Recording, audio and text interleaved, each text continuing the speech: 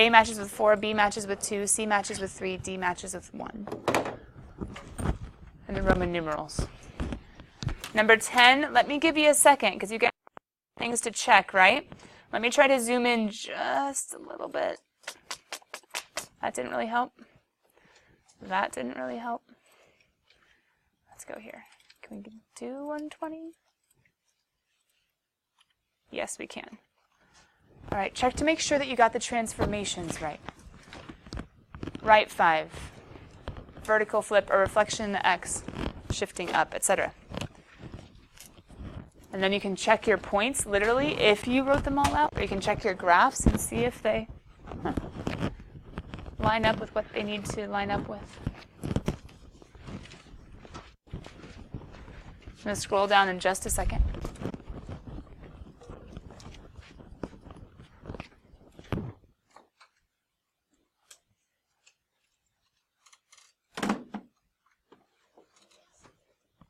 How many more are there? Just one more? Yeah, just one. Okay, a couple seconds more to get all the transformations right.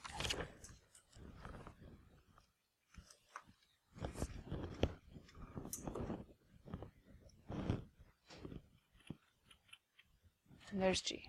To get the horizontal stretch by a factor of 3, multiplying each of the x values by 3, y stay the same.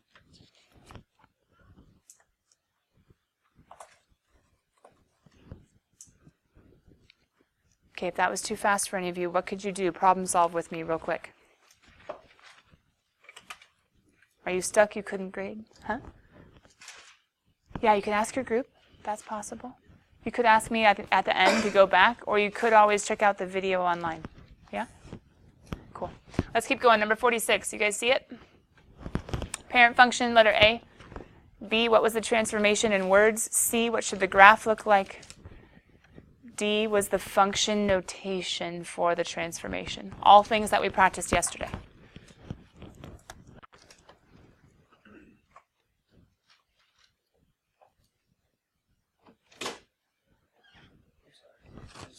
Oh, okay. You're allowed to use it? Okay. Oh, because you went back in the room. Good.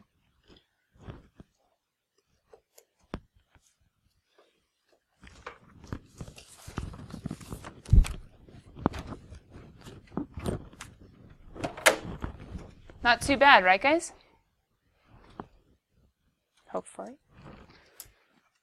58.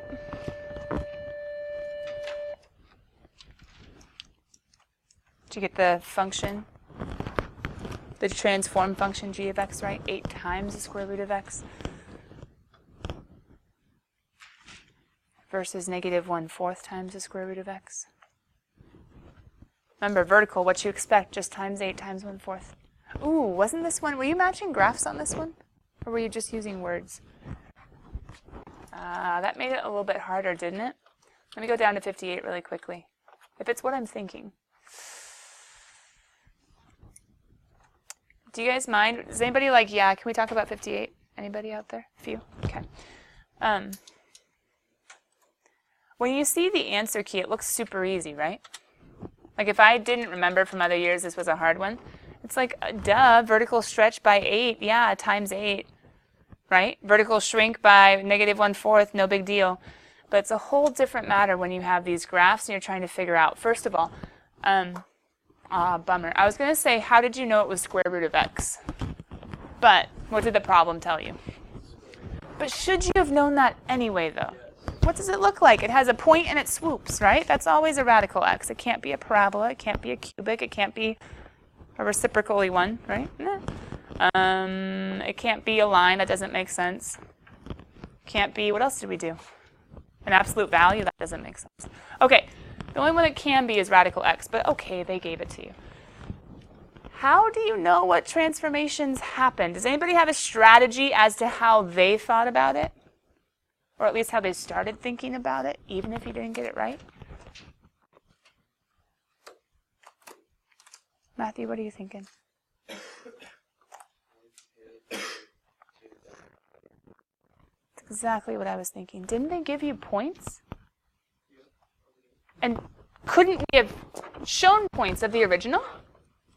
Come on, guys. Yesterday I was working so hard to be like, you can think of the parent function with points, right? So the parent function points, just normal square root of x, the guy they told you to consider, right? What points does he have? 0, 0. And? 4, 1. Oh, no, parent function. Oh, 4, 16. 4, 2. Not 416, careful. 4, 2, does that make sense? Okay. But 16 would be 4. I mean, that's true, right? So we have 4, 2, square root of 4 is 2. Square root of 1 is 1. Those are the parent function points, yeah? Now, what do you notice down here? Didn't they seem to say that it went from, seemingly, from 0, 0 to 4, 16? Okay, so hold on. What would have happened? Well, we need to compare this somehow, right? So question, what would the point 4, 16 compare to on the other graph? Well, theoretically, wouldn't he compare to this guy? What was going on when we plugged in 4 originally? Well, you get 2. But what's different about this guy? You get 16. Oh, what could have happened to the points of the original in order to get 4, 16 instead of 4, 2? Couldn't it have been x and 8y? Would that have worked? So the x stayed the same, but the y seemed to multiply by 8. Now you could go ahead and check that and say, what about the point 1, 1? Well, the point 1, 1, wouldn't that have become the point 1, 4? Oh, maybe that's about right. Or 2, 8, or 3.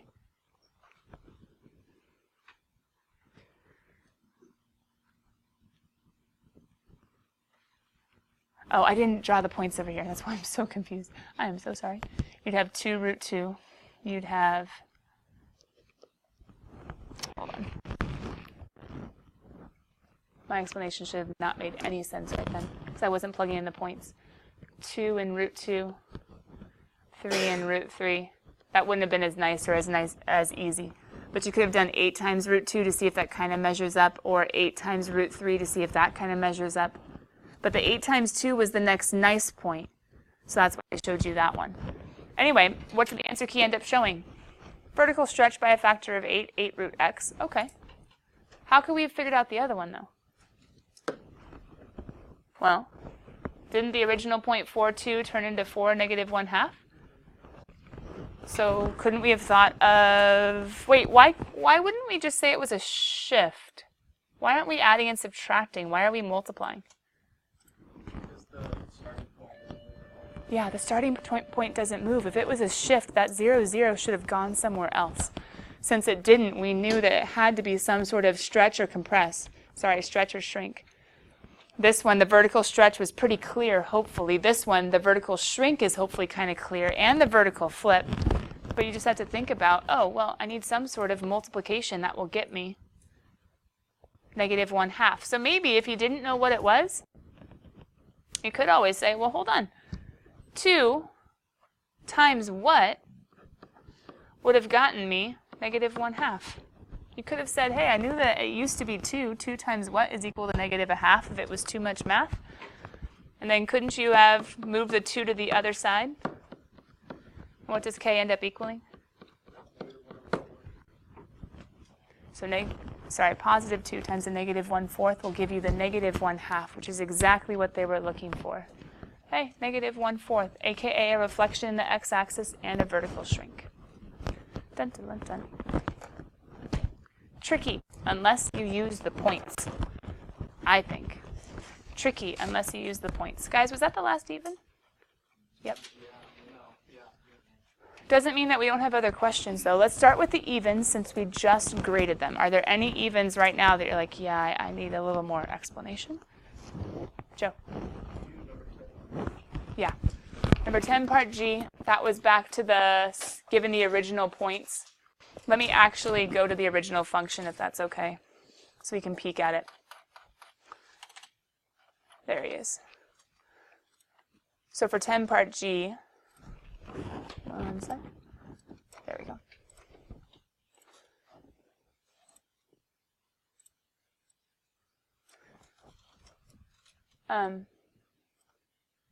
How do we know it's horizontal? It's on the inside. Good. And we have to think horizontal on the inside, unexpected, right? So we know just seeing the 1/3 on the inside, we know it's some sort of stretch or compression. So I can say horizontal. What would you naturally expect this to do? Somehow be shrinking, right? If you only have 1/3 of whatever, you have less than you started with. But if it's unexpected on the inside, instead of a shrink, it's going to be a stretch. But the crazy thing is I can't multiply by 1/3 and stretch anything. But what am I multiplying by? Our hint is, yeah, it's 1/c. And that gets a little hard when you already have a 1/, but just think of 1/, in our notes, meaning reciprocal. Flip it. So instead of a stretch by 1/3, it's going to be a stretch by 3. I heard a few of you guys saying that. By a factor of 3. So then if we think about our representative points, is our y changing at all if it's just a horizontal change? No. But is our x changing? Yeah. So then we're going to come over here to this graph, and we're going to take each and every point. And if it's easier off to the side, that's fine. If it's doing it like as you graph, that's cool too. But I would take each one of them and multiply the x by 3 and keep the y the same. So instead of -6, -4, it's going to be -18. Got it. So we're going to have to bring it all the way out here to have our different points. Instead of -3, 0, it's going to be -9, 0. Instead of 0, 5, well, hold on, that actually stays the same, doesn't it? Because 0 times 3. But then we're going to go out to 9, then go out to 18. And then you should see, oh, sorry, you're supposed to stop there. Your horizontal stretch by a factor of 3. Cool. Any other evens? All right, odds. I'm ready.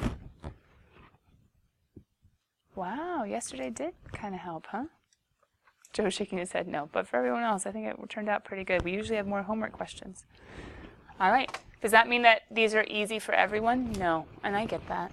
So if it's something, there's a test coming next Friday? Next Thursday? Next Friday? If it's something where you're like, I struggle on these, come in, let me get you some sample problems. Or when the review gets posted, which should be at least a couple days before the test. If you want it sooner than that, hey, that's a good question. There is a test coming next Friday. Some of you guys meet with tutors, or some of you guys need to work ahead. Remember your action plan on the reflection last time? Maybe some of you were like, I need to start studying earlier, because if I wait too long, my head can't keep it all in. Guys, why am I going to my website to say, if you're trying to find the review early, where could you find it? Except nothing's working. Oh, there it goes. Yeah, couldn't you go to tinyurl.com/duecmath, go to Precalc? Couldn't you go to the class folder? And I think I shared it. Did I share it with everyone yet? I did with the calculuses. Maybe I'll double check and make sure I shared it with you guys. Actually, I can do that right here. And now it takes forever. Oh, hey, I think I shared it with everybody. If for any reason it's not shared, because you guys can just hit the little shared with me and find our class folder, you can go under the homework sheets, and it has the entire chapter. Okay, well, it's taking forever, but you guys get the idea. It has all the homework, including the review. So if it's not up in Google Classroom yet, you can always find the review early, start working on it this weekend. It's not a bad idea. If you do it like on scratch paper off to the side, you can always staple it in later. Anyway, if transformations are a weakness, you need to work on them before the test. Maybe come in, let me do some whiteboard work with you. Let's go ahead, though, and move on to section 1.8. Did I see a question that I just skipped over? No, someone just moved their hand. All right, section 1.8, didn't we start it yesterday? I think so. Was the math hard? No. I don't think so. Wasn't it just adding, subtracting, multiplying, dividing? Yeah. Psh, we got that, but what was hard? The function notation. Or I should say the linear combination notation, but it has to do with functions, yeah. Sorry, guys, it's stuffy. I opened the door. Some of you, when it starts getting warm, you start getting sleepy. Even though you hate the cold, it sometimes wakes you up. Okay. I don't think we got to this yet. Oh, yeah, I wrote that at the very end of yesterday, didn't I? Let me go ahead and make it big so you guys can go ahead and set this up. You don't need to skip any maybe you should skip a couple lines. Hold on. Let's go ahead and skip.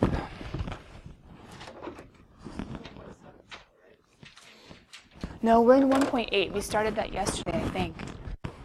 Peek back really quickly. Oh, okay. Okay. There we go. Yeah, you're welcome. Skip 2 lines for me. Skip 2 lines for me.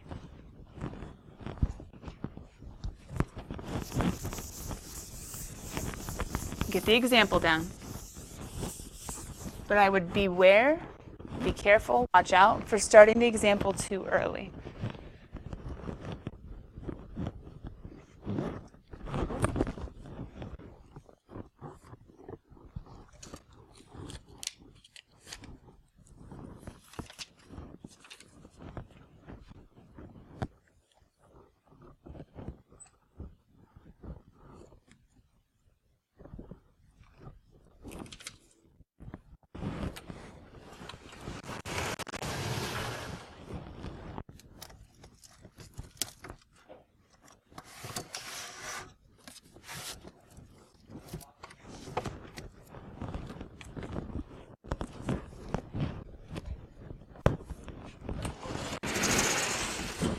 Couple more seconds. There's not too much to write down today. The big thing for today is that we practice.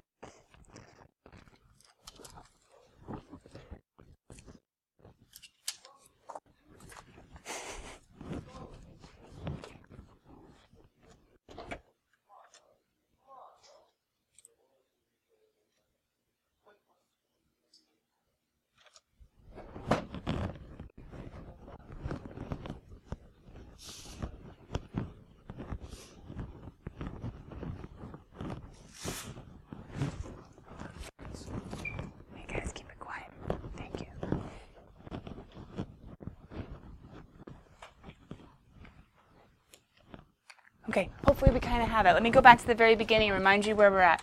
We're on section 1.8. We were talking yesterday about combinations.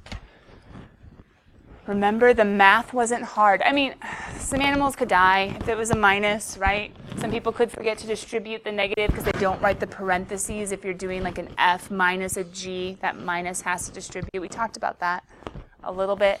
Some people could get confused with this little of 3. What to do with it and how it needs to get plugged into the functions in the sense of into the x of the f, into the x of the g. Some of you guys realize that you can shortcut the work and just plug into an earlier form or the general form. But the big deal wasn't the math, adding, subtracting, multiplying, dividing. The big deal was the notation. And remembering when you read these, it's not plus, sorry, I won't even say the not. How should you read this properly? Got it. Yeah, not times. Same thing with this one, right? How would you read that one? Not times, right? So we just had that whole of not multiply yesterday. So then when we get to this one, and we had some domain, something, something. If we divide, then the denominator can't be 0. We had this little like, oh, the quadratic formula is still a thing. Yeah, it's still a thing. But then we get to this stuff, compositions. And that's actually, if you guys look at the title, wasn't that like one of the biggest words in the title? Combinations, compositions. So, compositions. Why isn't this times? Yeah, first of all, it's an of, but it's not a literal OF. It's hollow, right? The raised dot has to be filled in to be multiplied. So it's hollow. Doesn't mean times.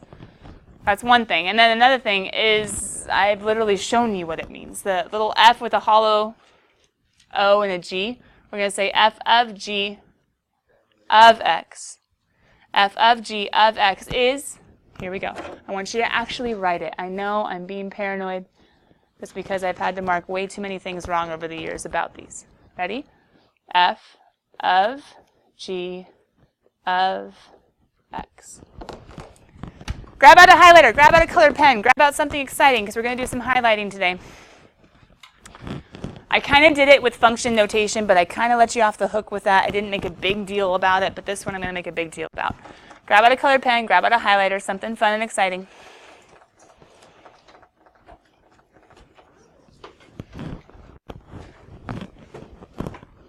And I want you to go ahead and, in this notation, I want you to somehow highlight, somehow draw somehow set apart this g of x.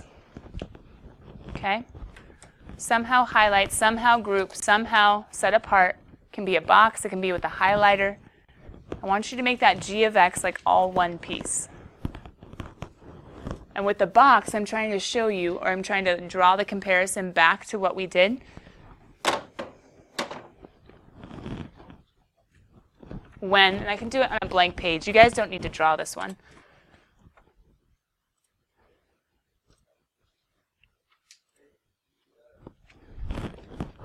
Draw your attention back to when I was showing you this. If f of x equals something like 3x squared minus 1.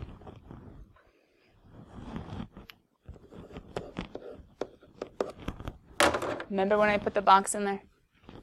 And I said whatever is inside goes inside the argument? That's what I'm drawing the comparison to. Compositions, f of g of x. F of box is 3 box squared minus 1. So f of g of x would be 3g of x squared minus 1. And we'll practice that. But the idea is, and maybe this wouldn't be a bad example to put in somewhere in your notes, but let's talk about domain first. But if there is an f of g of x, like you guys just showed, that just fills the box. So whatever function you have, whatever f of x you have, you can put little parentheses around the x, and that marks the spot for where your box gets plugged in. And specifically what we're talking about is g of x. Now if they tell us a g of x, then we'll keep going and we'll say, okay, we'll put in and we'll substitute who g of x actually is. But this notation is saying, hey, someone new goes inside the x of the f. Someone new gets inputted. That's what a composition is all about. That's why it's still an of. We're still plugging in stuff. But first, all right, domains. What's going on? Check domains of the inner and outer functions. Ugh. This is messy, okay? To find domain of a composition.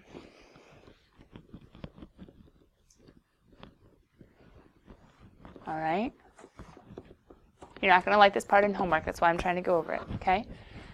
To find the domain of a composition.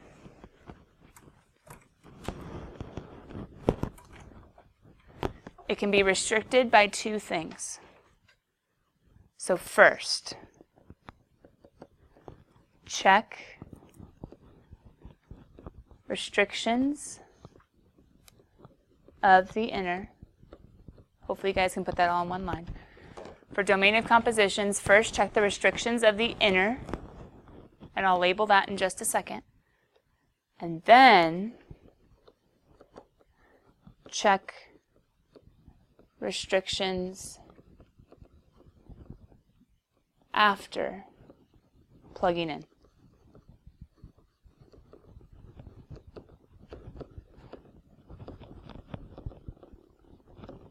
Sorry if that was more than 2 lines. Ugh. I should have maybe skipped 3. But maybe you guys can make it work. Domain of composition. First, check the restrictions of the inner. Then check the restrictions after plugging in simplifying.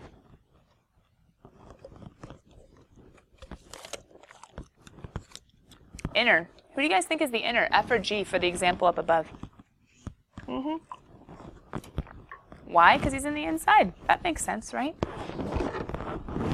So if I'm talking about outer and inner, this guy's the outer. This guy's the inner. Is it always that way?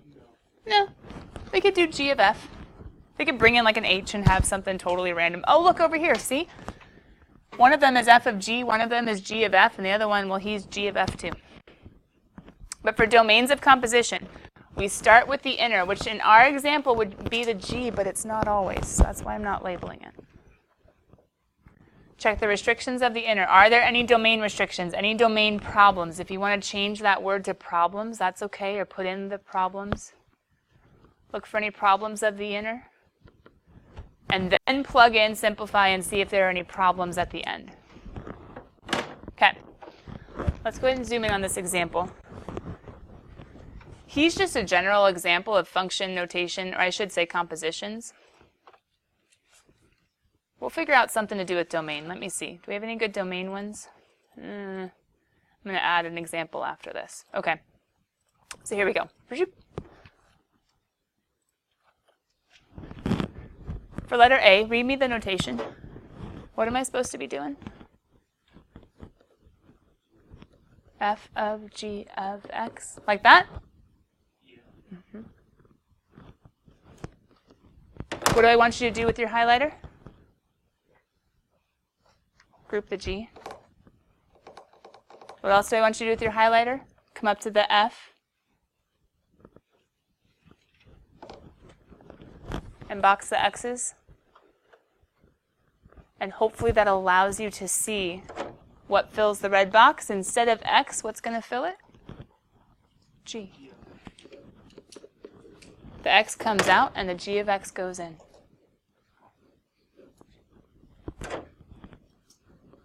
This would be function notation. The F says take whatever. Oh, take G? Sure, fine. Take G and add 2. Okay, cool. G of X plus 2. Oh, hey, who's G of X? That's just strict substitution. We have that G is 4 minus x squared, so plug it in, and we get 4 minus x squared plus 2. We're not going to kill anything if we take away the parentheses, because what's outside just chilling? A positive 1. Is positive 1 going to change any signs, any values, anything? No. So we get 4 minus x squared plus 2. Simple combining of like terms. 6 minus x squared, or you could write it negative x squared plus 6. I'm good with both. I don't want to do a red box. We'll just do that.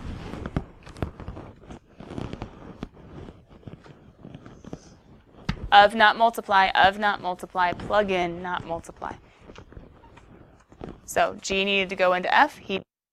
We substituted, we simplified, and we were done. Now, hold on, pause. Let's think domain.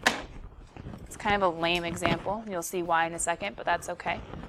When we're thinking about domain, what do your steps say to do first? Oh, come on. The word first is there. Okay, check the restrictions of the inner. Who's the inner of this guy? G. Good.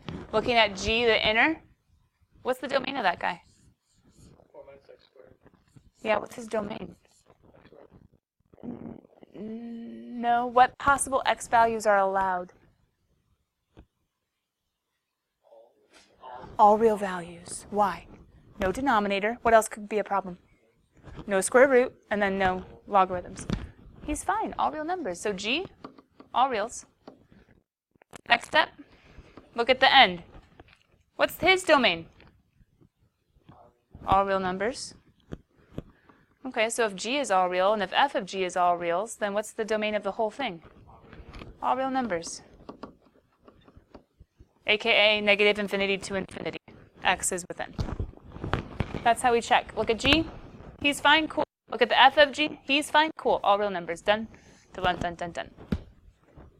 But what changes in letter B? The order. Yeah. So instead of doing f of G, now we're going to do nice, nice, nice. So G of f of x. Notation means the exact same. If you want, you can do a different color highlighter. It's up to you. But who am I going to have you box? F of x. And where's f of x getting plugged into? What else am I going to have you box? G of x. And specifically what part? Ready, set, go. Don't kill anything. There are 2 animals that could die. Please don't kill them. Go.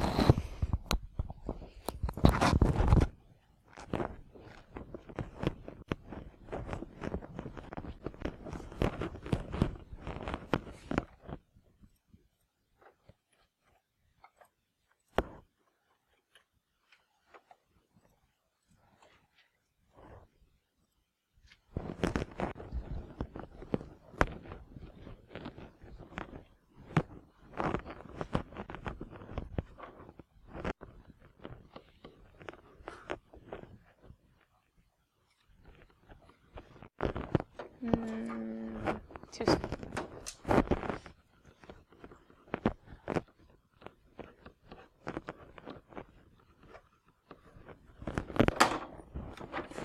Are you guys okay? Did you see that it's 4 minus who squared? 4 minus f of x squared. Did you see that? Oh, f of x is x plus 2. Plug it in, plug it in. Why did I say animals could die?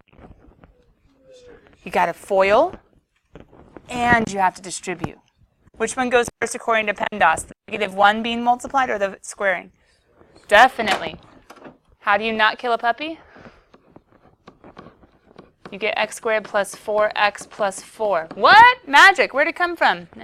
Not magic. It's math. X plus 2 times x plus 2. First, outer, inner, last. Smiley. Anyway. Are we okay? Matthew's totally right. What's he saying now? Now, distribute your negative. Do you guys get 4 minus? Minus? Minus? The 4's do cancel. I totally agree. We end up with negative x squared minus 4x, or pull out like a negative x and be spiffy. Totally fine. I don't mind. But does it make sense? Lauren? Yeah, you may.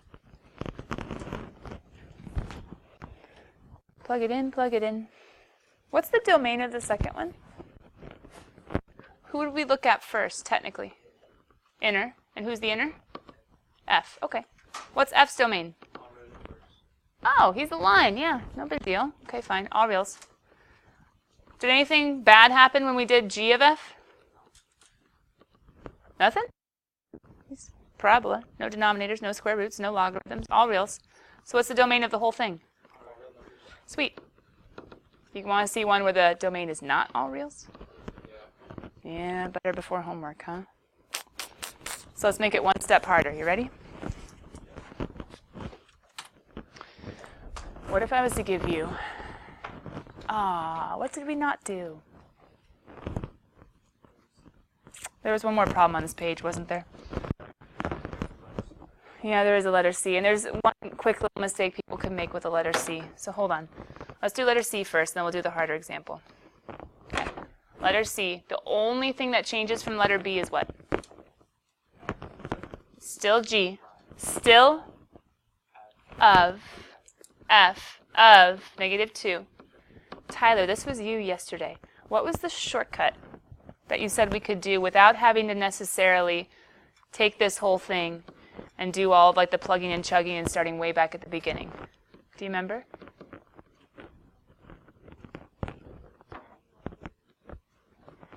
Yeah.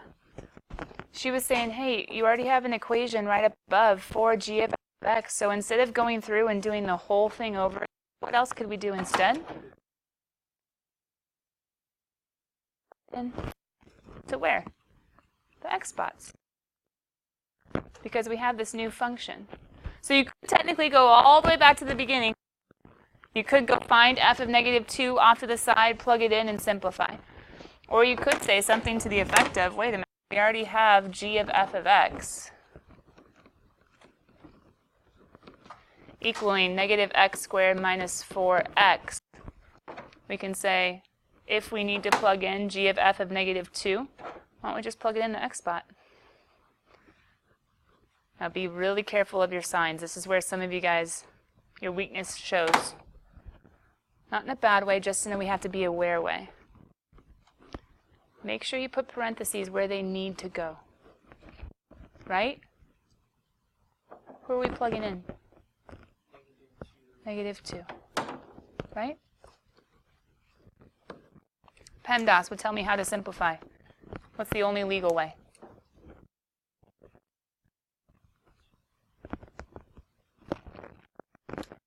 I think PEMDAS would have us do. Squared. What's -2 times -2? Positive 4, but what's in front of that squaring?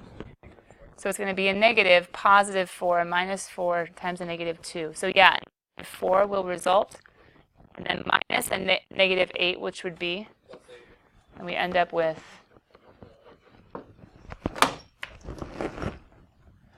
so there are multiple ways of doing letter C. One way is to go back to the very beginning. You would take your f, you would plug in x plus 2, -2 in the x spot, or you could go off to the side and do f of -2. Could come back to the beginning, do the whole work, or you could go with the general function and then at the end plug in the number that you need. Both ways work. I think yesterday we kind of did, I don't remember why, but yesterday we kind of did that process somewhere or others. Oh, I think it was with f times g. Was that it? Yeah.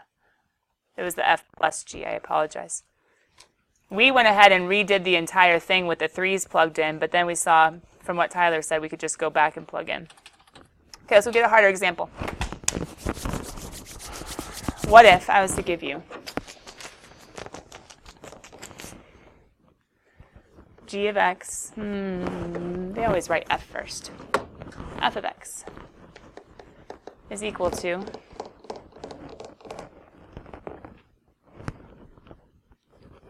three over x squared. G is equal to the square root of 4 minus x. I want you guys to find f of g of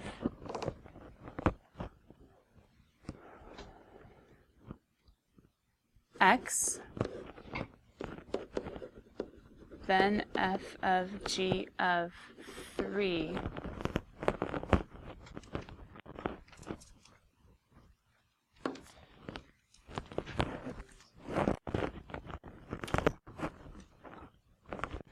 and then I'll say find the domain of f of g of x. If we had more time, I would totally say group work, let's go. But for sake of time, I can't totally have you guys like just group work, you try it individually, double check each other, then come back. So let's just say this. Let me give you 60 seconds head start. Go as far as you can. 60 seconds head start. Go as far as you can. Then I'll slowly start working out the problem myself. You guys can compare.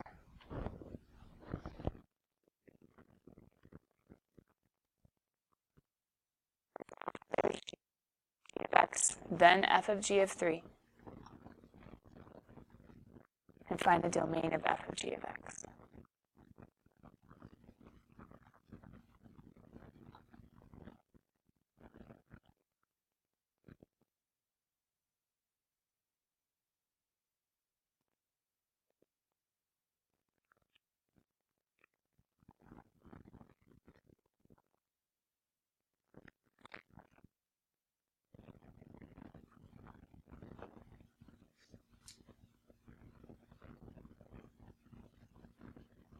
Pause, pencils up, turn your notebooks to your group and just see if you guys were doing the same thing.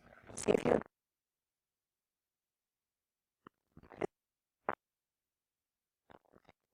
just in the right way.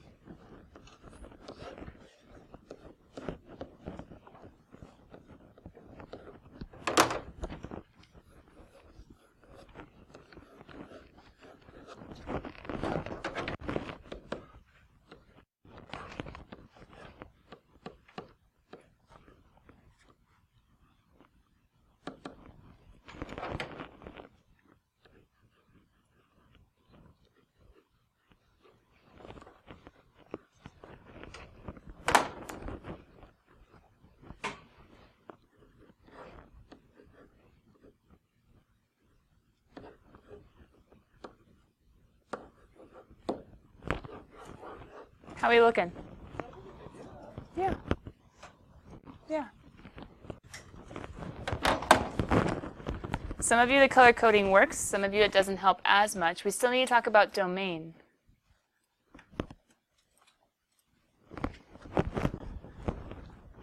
But do we have any questions? Do you see how I took F's pattern and I put G in that spot? And I just asked myself, hey, who's G? Oh, yeah, that's right. Substitute. Square root squared simplifies. Done. Pause. Would it have worked if you had just plugged 3 in? Yeah. 4 minus 1 is, or 4 minus 3 is 1. 3 over 1 is 3. You could have done it the long way, or you could have done the, oh, hey, I know who he is. Haha, done. But what about domain? Here's where it gets tricky. First thing we have to consider, who's the inside? Uh-huh. What's G's domain? Well, Joe's saying you can't go over 4. How you would do that is, wouldn't you take the radicand and say, hey, you have to be equal to 0? Which after just a little bit of work, you would end up with x is less than or equal to 4. Right? But then what else do we have to consider besides that? Step number 2. What's happened when we plugged in? If you just looked here, what can x not equal? Well, the bottom can't be 0. Good. So what is x not allowed to be?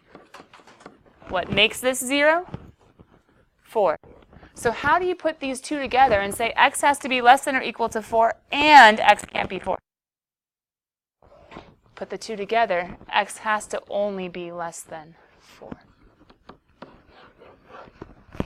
Okay. This is a harder example. Come back, rewatch the video if you get to a place in homework where it says domains of compositions and you get stuck. It's not all reals, but there's one more big idea. Uh-oh, the big word's missing. Sorry. The last big idea, we're going to decompose. Don't worry, the next page is just homework. Decompose. We've been talking about compositions of functions. We've been composing functions, putting one inside the other. How do we decompose? Well, what happens to a body when it decomposes? I know, we're getting morbid, but what happens to it? It breaks down into its elemental pieces. From dust to dust, right? So, decomposing bodies, breaking down. What are we doing? We're taking a composed function and we're breaking it down into its pieces. There are multiple ways of doing this. But my hint is look at functions inside out. Look at the innermost function. My hint, if they tell you there's an f of a g of an h, is go looking for h first. Go looking for the innermost. What's the most stuck within? It's easy on my brain. Easier on my brain, at least, to ask who looks like he's stuck the most. And I think that x plus 1 looks like he's stuck the most. What do you guys think? Yeah. Right?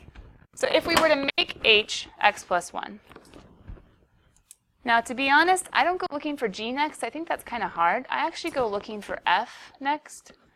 I look at the very innermost, and I go looking for the outermost and say, what's the big thing going on to this entire function?